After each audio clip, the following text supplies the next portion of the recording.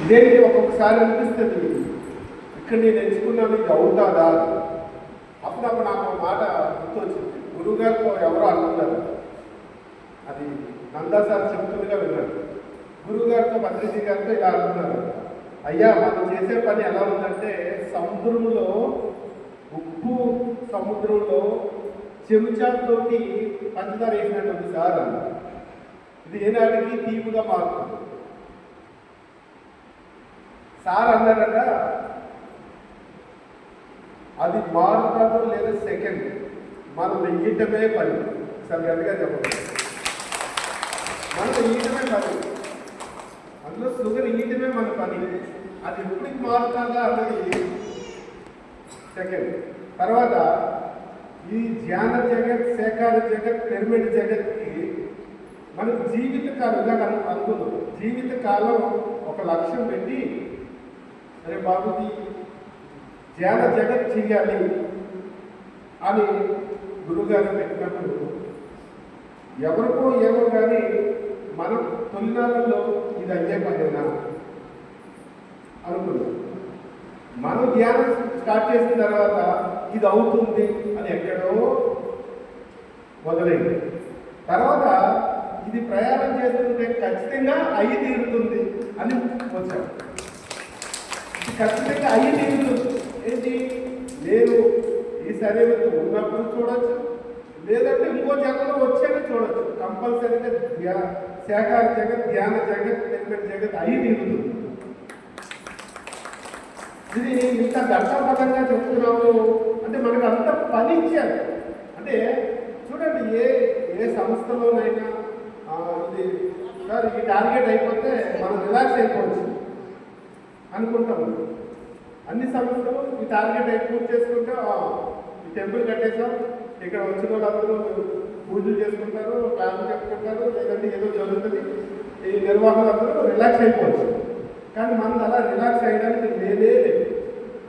జీవితాంతో ప్రయాణం ఎప్పుడూ రిలాక్స్ అంటే ఒక్కసారి రిలాక్స్ ఉండదు, ఎప్పుడూ రిలాక్స్గా ఉంటాం. కానీ వర్క్ జీవితాంతం, వర్క్ జీవితాంతం ఉంది, రిలాక్స్ జీవితాంతం ఉంది, హ్యాపీనెస్ జీవితాంతం ఉంది. ఇది చాలా గొప్పది. దీనికి నేను వర్ణించలేకపోతుంటాను. నా పుస్తకంలో, నా డైరీలో రాసుకుంటాను ఇంకెంత వర్ణించాను. ఎంత ఎన్ని పదాలు పెట్టి ఈ ధ్యానానికి తోడు చేసిన తక్కువే చూపిస్తుంది, తక్కువే చూపిస్తుంది. ఎన్ని పదాలు పెట్టినా, ఎంత పెట్టినా, ఎంత గురువులకి ఎంత కృతజ్ఞత చెప్పినా, వాళ్ళు చెప్పిన మార్గం ఇంకెంత నడిచినా ఇంకా తక్కువే తక్కువే తక్కువే. ఇంకా దీనికి ఏదో గొప్ప మన మాస్టర్లే దీన్ని నిరూపిస్తారు. కానీ గొప్ప ఏంటి అంటే, ముందు నన్ను మీరు పరిచయం చేసుకున్నప్పుడు చాలా మంది తక్కువలో ఉన్నట్టున్నారు. నేను ఒక మత్స్యకార కుటుంబంలో వచ్చిన, నా పేరు సంజయ్ రావు. మేడం రేవతి గారు అక్కడికి వచ్చారు.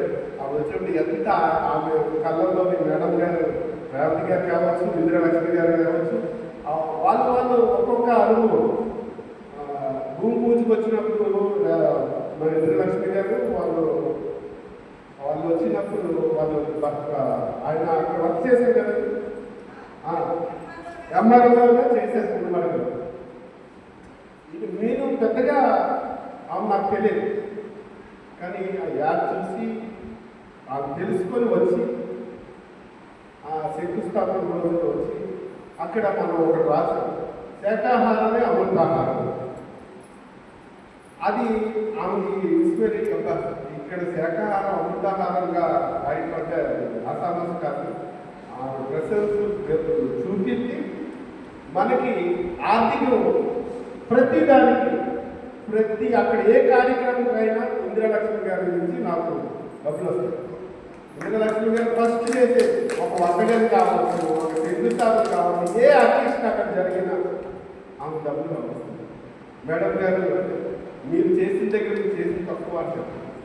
అలాగే రేవతి గారు అక్కడికి మనం స్టార్ట్ అయినప్పుడు చిన్న పిల్లగడి కట్టుకున్నాం, సాధన జరుగుతుంది అన్నప్పుడు విన్నారేమో, నేను వస్తాను సార్, వస్తే అంటే తీసుకొచ్చిన తర్వాత ఆమె కళ్ళల్లో ఆనందం నేను అంతగా వెలుగులు చూశాను. కాబట్టి మేము ఇలా పాడుకునేది కొంచెం ఇక్కడ పిరమిడ్ వస్తుందంటే నాకు చాలా ఆనందం ఉంది. ఆ ఫస్ట్ బూస్ట్ ఏంటంటే ఇచ్చారంటే ఇది ఎంత ప్రాజెక్ట్ అంతా అన్నారు. ₹1,00,00,000 అవుతుంది. ₹1,00,00,000 ఏముంది ₹1,00,00,000 కదా 100 మందితో తలా ₹1,00,000 పెడితే 100 మందిని యాడ్ చేస్తే నాకు ₹1,00,00,000 అయిపోతుంది. ఎక్కువ కాదని ఆ రోజు నాకు చాలా బూస్ట్ ఇచ్చారు. నాకు అదే బూస్ట్. ఆ తర్వాత 100 మంది జాయిన్ అవుతారా, 100 మంది ₹1,00,000 కడతారా అనేది సెకండరీ. ఫస్ట్ బూస్ట్ ఇచ్చి మూవ్ చేసిన వాళ్ళు ఆ ఖర్చు ఎంత వాళ్ళకి శిరస్సు వచ్చి ఈరోజు 70 లక్షలు ఖర్చు పెట్టాం. 70 లక్షలు ఖర్చు పెట్టి శివాలయం ఓపెన్ చేస్తున్నాం. రామేశ్వర పిరమిడ్ ఇక్కడ సార్ మీ పేరు మోహన్ గారు వాళ్ళు ఆ భూమి పూజకు వచ్చి బుక్ తీసుకొని మేము పిరమిడ్ స్టీల్ ఇస్తామని చెప్పి సార్ మేము పిరమిడ్ స్టీల్